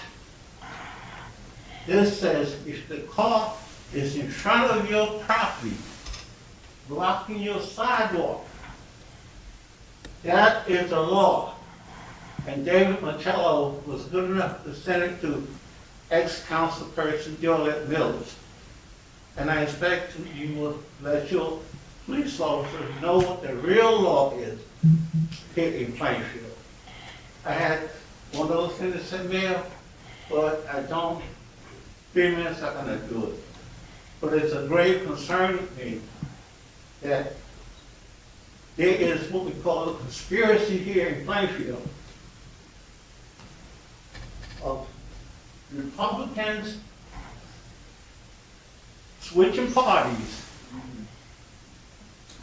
to vote for a particular person, and they're going after the power of you guys. This came over to me the other day. There are certain Democrats now who have aligned themselves with Republicans, and the goal is to control Plainfield. And some of you guys will, and the baby will be out of office. So if you don't want to believe it, you may know about it. Just check it out. And one thing about it, remember, it happened in Congress. Remember that. Thank you.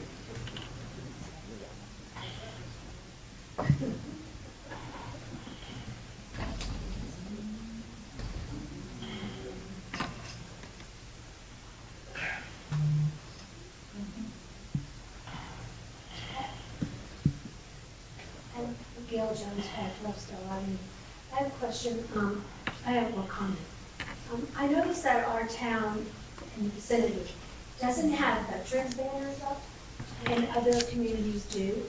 And I'd like to know why we can't have banners up for veterans in our community, because there's a number of people who served on Plainfield. The other thing is, I want to bring it to your attention that when I go to the dump, why, or, it's the dump, but it's controlled by the, so or somebody who does it. Why are we paying the same amount as out-of-town people do? And the other thing is, who do we contact? The problem with the EMTs, what division, does that come under health? Is that under the health, the EMT divisions? I don't even know I don't even know what department that comes from. So how do I find that out? You can't go to the website, it doesn't tell you. So how do we find out answers to questions? The other thing is, who do we contact, or how can we get the Shade Tree Commission website updated? It says one sentence or one paragraph, and there are things that need to be updated. Well, the whole site needs to be updated. And we need to be able to update for the commissions, because there's no way for people to contact the commissions. So that's something that needs to be looked at for the council, because if you are the responsible party of commissions, then how do we update it? So that's you can't get answers on the website.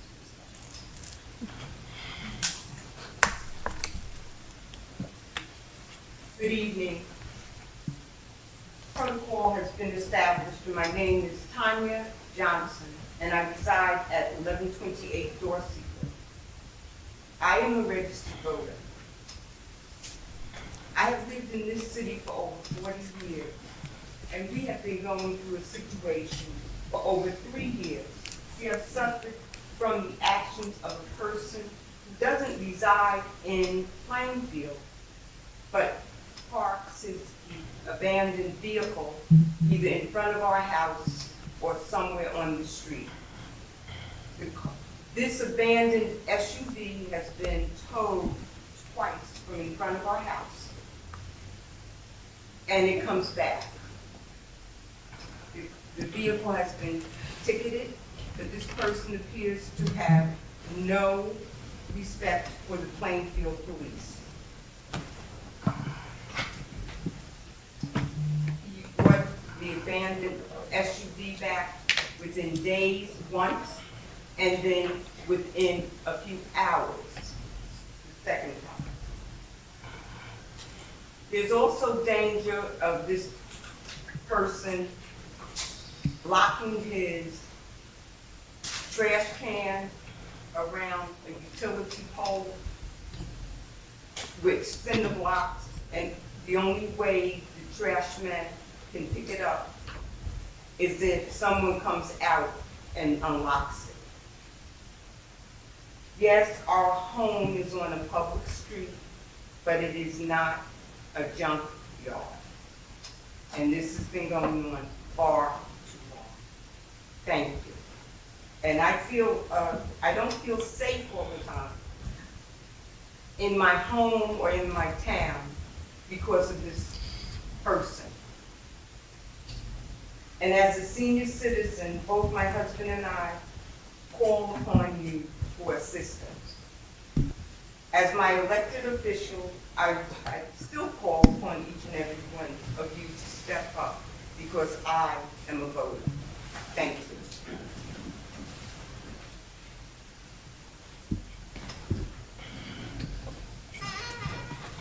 Nancy, 1129 Myrtle Avenue. My issue, you might not be able to handle it, but you do have the power to pick up the phone and maybe handle it.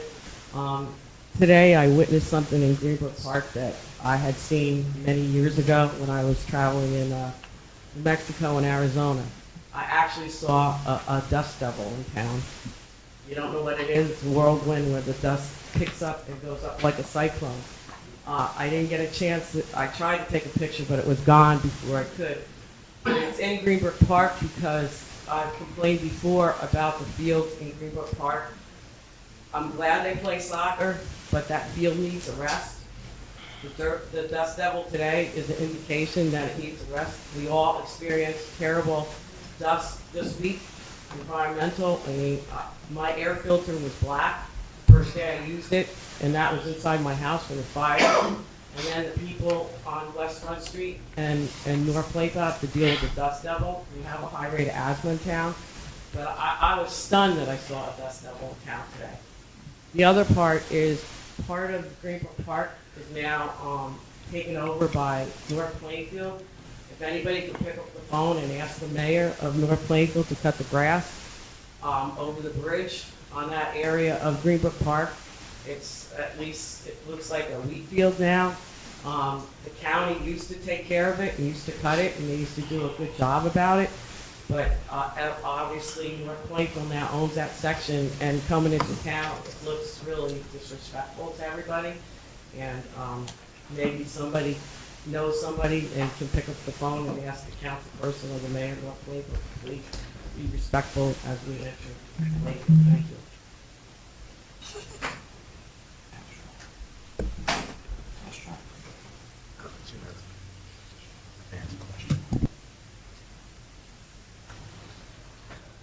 Seeing no more in person, is there anyone virtually? Yes, there is.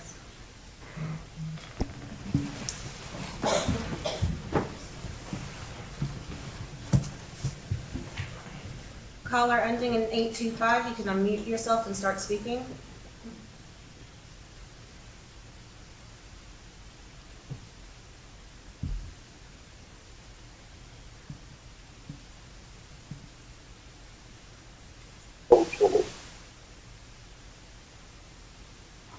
Can you hear us? You can start speaking now. Hello? We can hear you. Hello, this is Mary Bergwinkle from 1785 Sleepy Hollow Lane. Can you hear me? Am I still muted? No, we can hear you. Uh-oh, you just muted herself. She muted herself.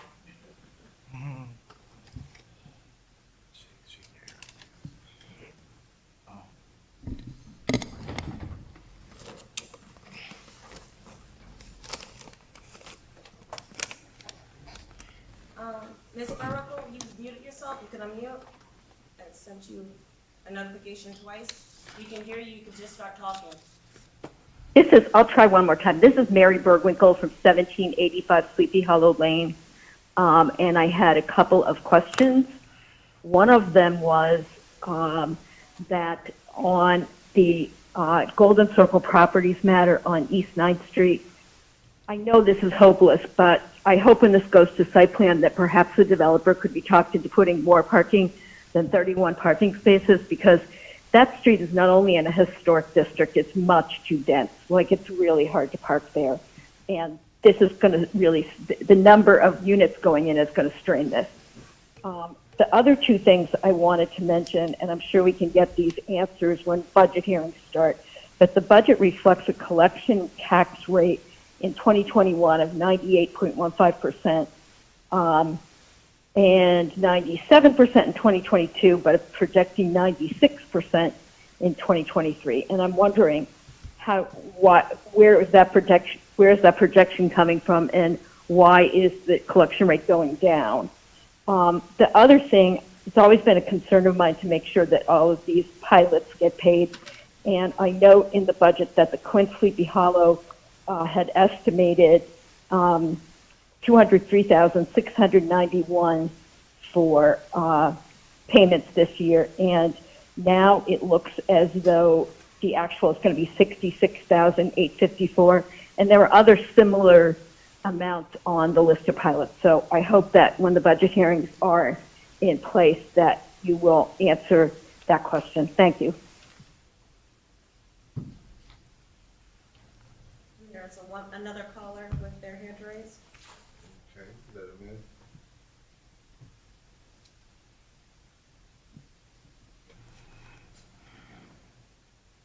No. Hello, are you able to hear me? Yes. Hi, my name is Holly Cox. I'm a 24-year Montville, New Jersey resident. I'm here again to ask you to please adopt the resolution opposing the CPV power plant in Woodbridge because polluted air, which is exacerbated by the climate crisis, affects us all. At the last meeting, I gave a lot of details regarding the amount of pollution the CPV plant will produce and the dangers of building a new fossil fuel plant in an overburdened community during a climate crisis. After last week's dangerously high air quality alerts, where our air ranked as some of the worst in the world, and where at my home the air outside had an eerie yellow glow, and I know in New York City many of us saw that it was an eerie orange glow. It was thick with the smell of burning trees, and also thick with the feel of like particulate matter. And so much so that I didn't want to go outside for even a second without my mask. It's obviously we can no longer ignore the dangers that climate change is bringing to us and the air quality that it's bringing to us and the dangers that that poses to all of us. So it's urgent that we all do our part to take the actions necessary to say no to fossil fuels and hasten the transition to clean energy. I want to emphasize, too, the urgency regarding the NJDEP permit process. It's fair to say the DEP is close to ruling on CPV's application, asking for permission to pollute our air. It's been a +year-long application process that is finally nearing its end. Although New Jersey's environmental justice rules just took effect, this project is grandfathered in, so it's up to local leaders like yourselves to try to protect your residents by adopting the resolution and sending a message, just like the 15 other elected bodies have done. I'm thus here to respectfully ask if you think you may put the Woodbridge power plant resolution on your agenda soon. Thank you very much. Is there anyone else? There's no one else with their hand raised. Okay. Although there is no back and forth during public comments, if you will leave your name or something with the administration, they will answer your questions. Council President, one more person just raised their hand. Have we closed? No. Let me.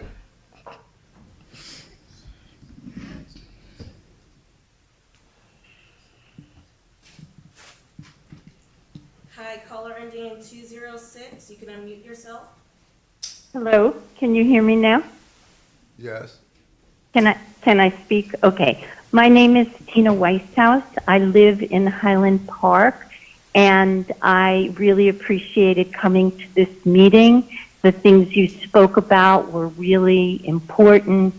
Racial justice and, opposing gun violence.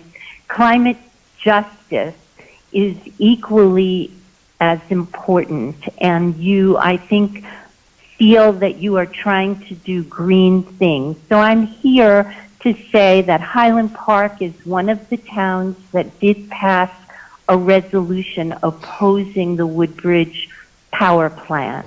And it really is important that everybody, every elected body weigh in. It doesn't matter where you are in the state or how close you are to Woodbridge. It's because the greenhouse gases and the particulate matter that we experienced last week will be affecting everybody in the state. This plant, if it's permitted, will produce 100 tons of particulate matter every year, 100 tons of particulate matter that will choke us along with the burning forests that we're confronting right now. So I think I wanted to also say that I wish Charles Booker, Mr. Booker, a wonderful 100th birthday, and fighting as he did for racial justice was important to the people in Highland Park because our schools were desegregated several years later, and I'm sure it was connected to the struggle that he waged.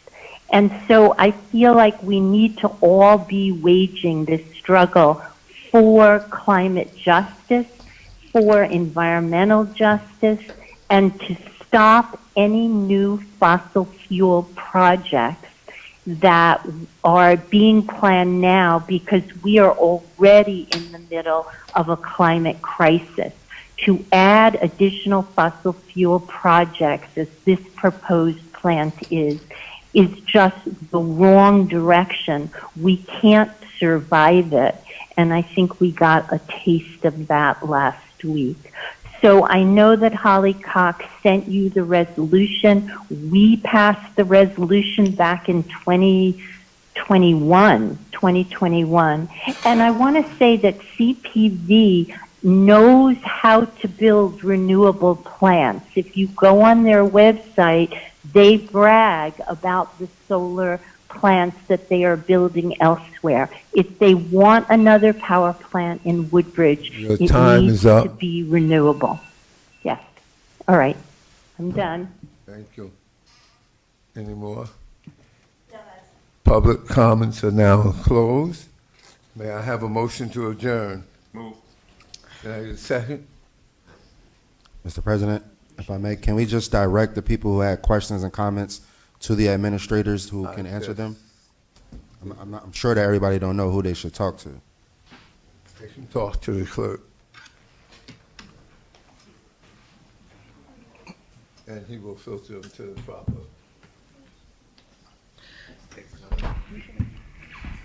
Can I get a second? Second. All in favor? Aye. All opposed? Adjourn.